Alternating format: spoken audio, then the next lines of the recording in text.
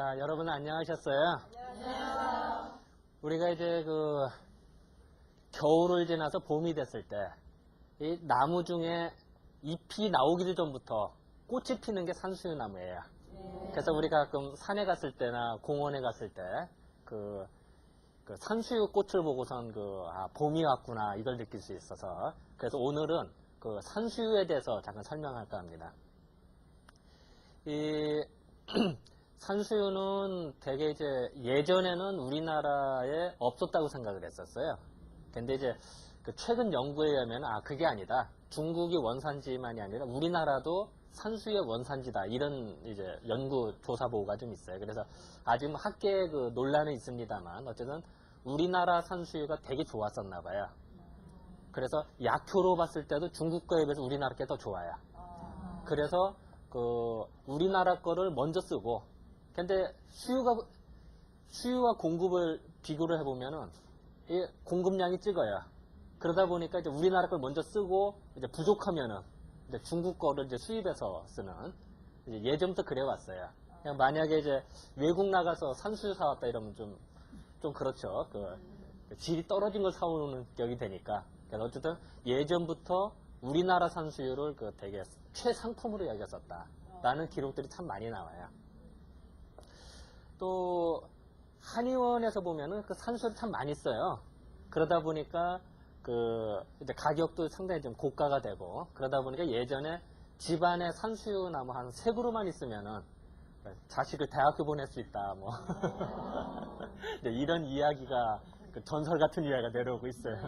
그러니까 예전에 한때 시세가 좋을 때는 자식을 가르치는데 또 많이 썼기 때문에 산수유 나무를 이제 대학교 보내는 나무다 해서 대학나무다.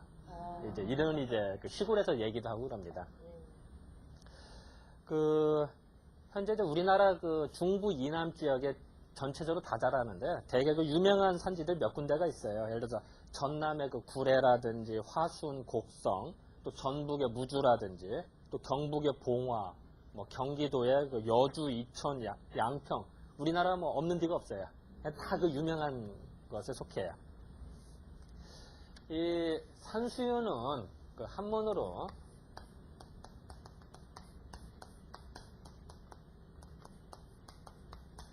이렇게 쓰거든요. 그런데 이 산수유가 열매를 보면 꼭 대추하고 비슷하대요. 그러니까 산수 열매를 보면 사실 대추하고는 다른 건데, 꼭 대추 모양이 나니까 예전에 산수유를 어떻게 설명을 했냐면은 대추 모양이 난다고 해서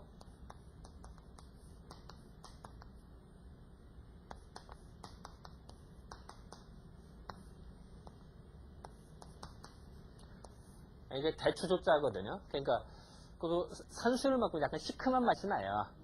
신맛이 좀 나거든. 그러다 보니까 총나라 지역에 나온, 중국의 이제 서쪽에 해당이 돼요. 총나라 지역에 나오는 이게 신맛 산자야. 신맛 난다.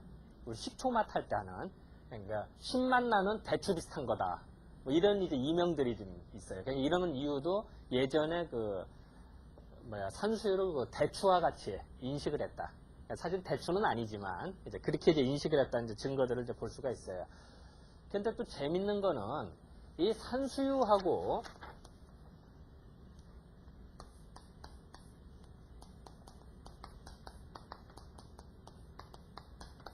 옛날 고서를 보면은 이 오수유라는 약자가 있어요. 근데 이 사람들이 이 산수유, 오수유 구분해서 써야 되는데 이 산하고 오자를 빼고 수유만 쓰는 거예요. 그러면은 이거 해석을 할 때 산수유를 말하는 건지 오수유를 말하는 건지 이게 이제 막 헷갈리기 시작하는 거야. 더 나가서 또 식수유라는 게 있어요. 또 이것도 다 똑같이 수유자가 다 들어가, 3군데. 그러니까 산수유, 오수유, 식수유. 근데 이거 예전 책을 보면 그냥 수유로만 나와요. 그러니까 이게 정말 이제 저희들은 이제 고민이 되는 거죠. 과연 무엇을 말하는 건지. 그래서 이제 이런 걸 되게 좀 조심해야 되는데, 중국의 본초 강목을 쓰신 분이 이제 우리나라 동양을 다 털어서 식물학의 최고의 대가라고 얘기를 해요. 지금도 본초 강목이라는 책을 보는데 상당히 불편함이 없을 정도로 되게 방대한 식물학 대사전이라 보면 되는데, 그걸 쓰신 분이 이시진이라는 사람이에요. 중국에. 근데 그 이시진이라는 사람이 또 왜 자기는 도대체 모르겠다. 왜 산수유, 오수유 이렇게 수유자가 들어갔는지 자기는 모르겠다. 이렇게 얘기를 했는데, 예를 들어서 이제 추주라는 사람이 지금 약간 200년 전 사람이 계시거든요. 그 청나라 때 사람인데, 그 사람 이야기 말, 그 산에 보면은 그 산수유나 오수유가 보면은 이파리가 나기 전에 먼저 꽃이 핀다고 그랬죠, 아까? 그러니까 일찍 꽃이 펴요. 그러고선 가을이 되면은 이제 날씨가 추우면 다 잎이 떨어지죠, 그죠? 다른 나무들은 다 잎도 떨어지고 열매도 떨어지는데 오로지 산수유와 오수유만큼은 열매가 빨갛게 열려 있다는 거예요. 그러니까 아하, 이거 뭔지는 모르겠지만 가장 먼저 꽃이 펴서 열매가 맺어지고 가장 늦게까지 매달리는구나. 그것도 붉은 열매가. 그래서 요걸 보면 이게 풀초가 있으면 이게 붉은 주자죠. 이거 붉은 주자예요. 붉은색. 그리고 요 유자 하는 거 요거를 요게 그 참 멋있다, 좋다 이런 뜻이 돼요. 아름다울 유자, 좋을 유자 이런 뜻이거든요. 그러니까 빨간색의 열매가 맺어서 가장 늦게까지 그 좋은 약재로 남아있구나. 이런 뜻으로 이게 산수유, 오수유에다 붙인 거다, 세 개를. 그래서 공통점이 있지 않느냐.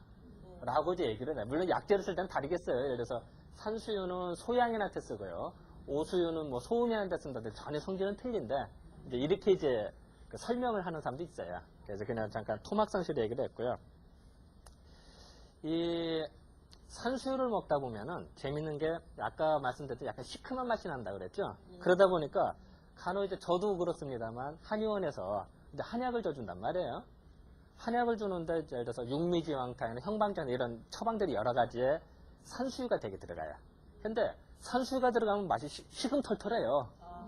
그러니까 이제 어떤 사람들이 한약 막 가져가서 왜 그 신 거 줬냐고.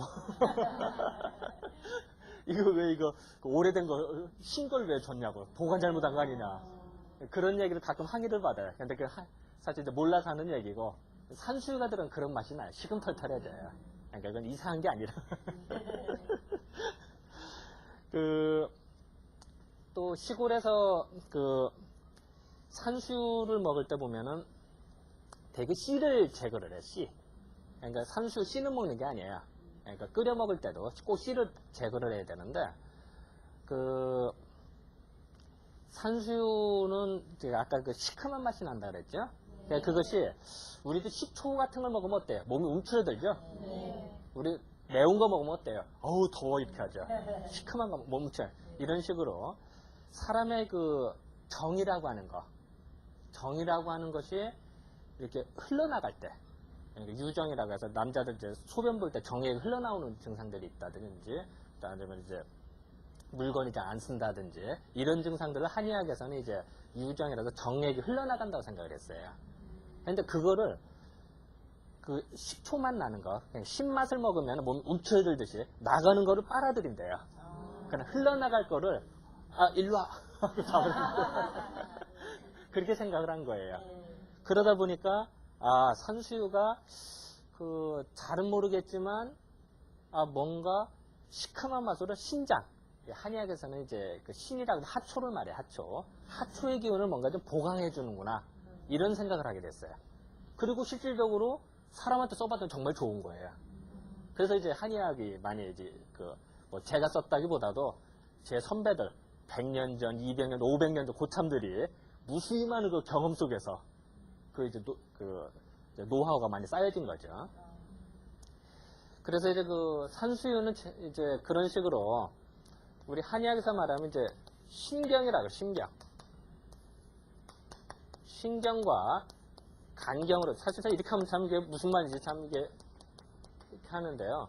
이 한의학에서 신이라고 하면은 우리는 또 신하면 신장, 콩팥을 생각하죠.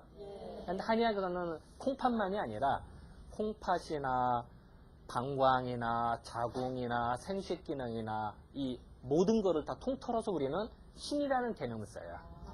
그러니까 어떤 생각하면 사실은 콩팥하고 방광하고 다르죠, 사실. 자궁하고도 다르고. 하지만 한의학에서는 다 같은 개념을 생각하고, 좋아지면 같이 좋아지고 나빠지면 같이 나빠진다고 생각을 했었어요.